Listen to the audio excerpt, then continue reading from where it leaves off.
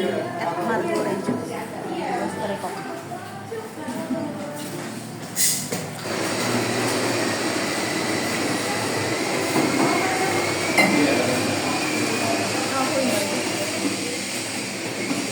Ya itu.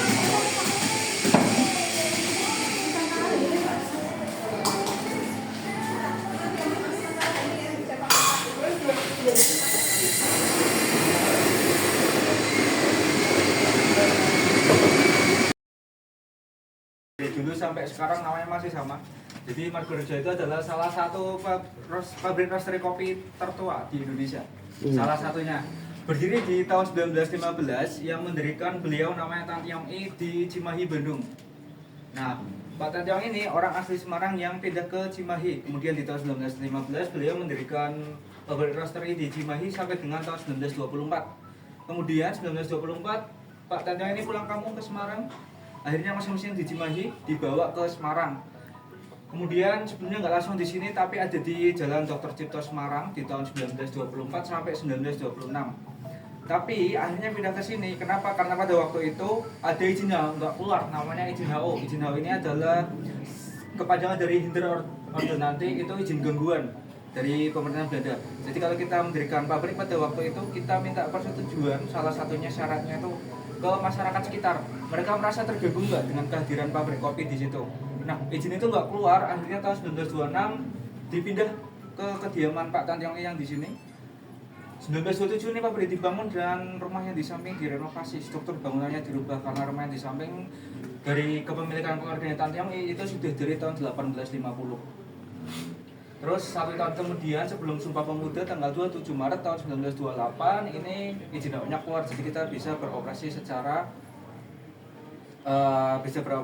beroperasi secara penuh tanpa adanya gangguan. Terus kemudian yang meneruskan usaha ini masih di generasi ketiga. Tadi kalau lihat ada bapak-bapak di depan namanya Pak Basuki, nah beliau itu cucunya Pak Tan Tiong I. Kemudian kalau ruangan yang di samping ini panjang banget, itu dulu tempat packaging untuk percetakannya. Jadi untuk kemasan di dalam sini ada mesin percetakan paper sama mesin kaleng. Karena dulu kita ekspor ke Belanda.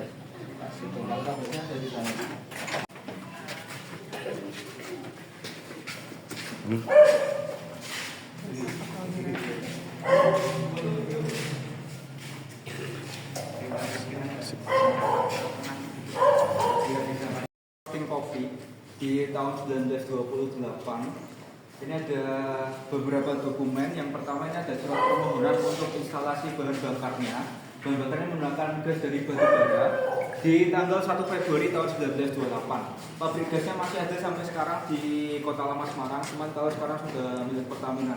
Kemudian didatanginya dari mana? Kita beli dari perusahaan Belanda pada waktu itu. Ini ada brosurnya juga. Dari perusahaan namanya MV Etus Mesin Fabrik dari kota Ede, Belanda. Kemudian untuk kapasitasnya ini sebelah sana itu 120 kg, yang ini 60 kg. Nah, meskipun dari Belanda, kita beli dari Belanda, untuk nama mereknya dia nggak pakai bahasa Belanda, nggak pakai bahasa Inggris. Jadi dia itu pakai bahasa Yunani. Mungkin di sini ada yang bisa bahasa Yunani nggak? Bahasa Eureka. Cara bacanya bukan Eureka sebenarnya, tapi Afrika. Cara bacanya Afrika dalam bahasa Yunani. Cara bacanya itu Afrika, artinya itu aku telah menemukan, yang mempopulerkan Archimedes ketika dia menemukan rumus volume. Waktu itu diperintah oleh Raja Yunani. Jadi dia masuk ke dalam bak, akhirnya keluar. Akhirnya ketika dia menemukan rumus itu, dia teriak Afrika. Aku nemu. Nah, kemudian di sebelah sini ada foto tahun 1930. Ini kalau dilihat nih tata letaknya masih sama. Dari dulu sampai sekarang nggak berubah. Kenapa? Karena ketika ini dipasang ini sudah dicor di tanah. Jadi nggak bisa berubah. Dan ini ada salah satu supplier kopi kita dari Gunung Muria Kudus, namanya Kopi Jolong. Kopi Jolong dari Kudus. Ya. Nah, kemudian untuk sisanya kita dipasok oleh perkebunan kopi milik Belanda, karena yang bawa kopi pertama kali masuk itu VOC di tahun 1696. Dulu dia pertama kali masuk bawa kopi Arabica. Ditanam di Jakarta cuman gagal, mungkin karena kontur tanahnya nggak cocok, kemudian terkena bencana alam. Malabar ya? Ya, dari Malabar. India. Kemudian tahun 1699 dibawa lagi, cuma disebar di Jawa Barat, Jawa Tengah, Jawa Timur, Flores, sama Sumatera. Makanya paling terkenal kopi Arabica di Sumatera, di daerah Aceh ya, Gayo gitu. Kemudian di tahun 1878 seluruh perkebunan kopi Arabica di Pulau Jawa itu terkena karat hama karat daun, jadi gagal panen. Akhirnya solusinya apa dari pemerintah Belanda pada waktu itu? Mereka bawa kopi Liberica dari Liberia. Cuman gagal. Kemudian tahun 1905 mereka bawa kopi Robusta masuk ke Indonesia. Makanya bisa sampai sekarang karena Robusta itu nggak butuh treatment khusus. Orang Belanda dulu nggak tahu kalau kopi Arabica itu harus ditanam setidaknya di atas ketinggian 1300 mdpl. Ya, kalau ditanam di bawah itu bakal kena hama, gampang kena penyakit gitu. Kemudian kalau untuk puncak kemasan pabrik ini terjadi di tahun 1929. Dulu produksi tahunannya itu sampai 1000 ton kopi per tahun. Kemudian untuk ekspornya itu di angka 200 ton kopi yang sudah jadi powder atau jadi bubuk yang sudah dikemas kaleng. Kemudian puncak kemasannya nggak lama karena di tahun 1929 itu ada peristiwa The Great Depression di Amerika Serikat, itu krisis moneter. Runtuhnya perekonomian di Amerika berdampak ke perekonomian di Eropa. Akhirnya ada penurunan demand dari Belanda pada waktu itu. Akhirnya ada penurunan produksi.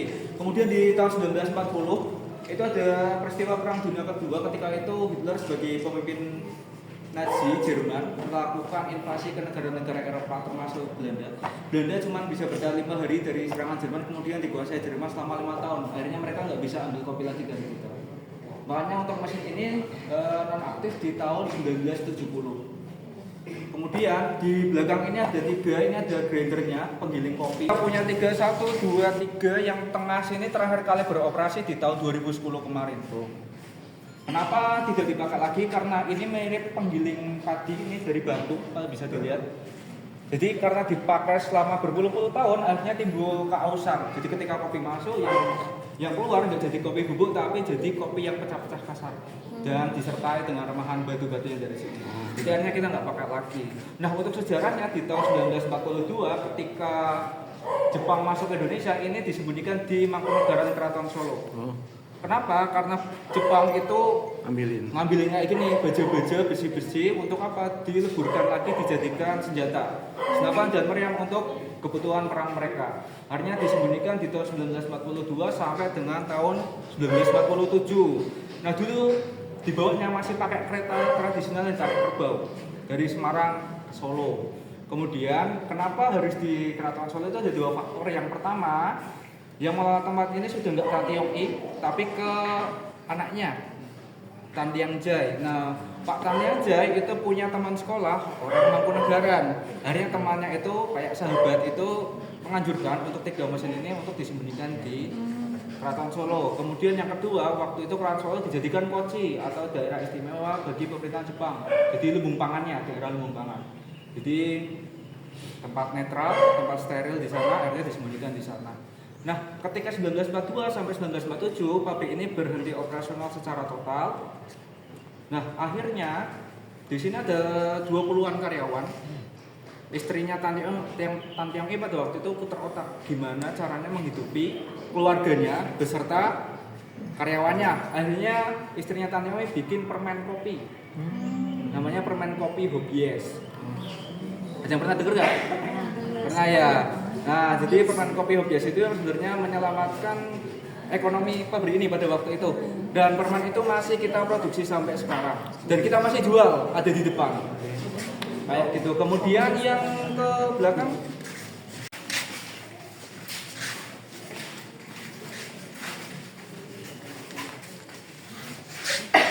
Nah, kalau yang depan itu mesin tahun 1928, 3 mesin ini yang dibawa dari Cimahi, Bandung. Dibeli di tahun 1921. Mereknya Karl Slipper. Dibeli dari Jerman. Ini mesin dari Jerman. Kapasitasnya 50 kg, bahan bakarnya tidak pakai gas dari batu bara, tapi pakai minyak tanah sama kayu bakar. Kalau untuk mesin sebelah sini sama yang pojok sana itu adalah bentuk modifikasi tahun 1946. Jadi tahun 1945 Indonesia mendeklarasikan kemerdekaan. Tahun 1946 Belanda masuk kembali, bonceng tentara Inggris ke Indonesia. Makanya akhirnya terjadi agresi militer Belanda 1 dan 2. Nah, karena waktu itu Belanda baru saja lepas dari jajahan Jerman, mereka butuh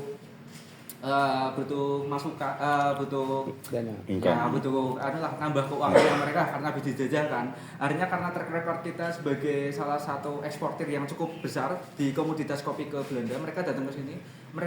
Karena pada waktu itu kondisinya sudah nggak menunjang untuk produksi sampai 1000 ton kayak dulu. Akhirnya mereka datang kita tapi maksa kita untuk beli mesin diesel kapal dari Jerman, dari perusahaan importir asal Belanda juga. Jadi akhirnya uangnya balik lagi ke mereka. Makanya ini ada Van Bell, terus ada roda-roda, ini dipasang di tahun 1946. Kemudian kalau bentuk asli di 1920 itu 1921, ini mesin yang tengah. Ini bentuk aslinya. Jadi kalau sekarang kalau mau nyambungin besi tinggal ke tukang las ya. Dulu belum ada tukang las, belum ada teknologi las itu belum ada. Ini di klem, di repack, direkatkan. Sedikit bulat. Iya, direkatkan. Jadi belum ada las pada waktu itu. Kalau ini tameng, ketika ini mau roasting ini diturunkan. Untuk apa? Untuk menjaga suhunya agar tetap panas. Karena ini pakai kayu bakar. Gitu. Mesin ini sudah. Kemudian ini ada surat inventaris tadi tahun 1947 ketika kita mau buka operasional lagi. Kemudian tak jelasin cara pakai mesin ini. Nah, cara pakainya ini sudah dibuka dan ini ditarik.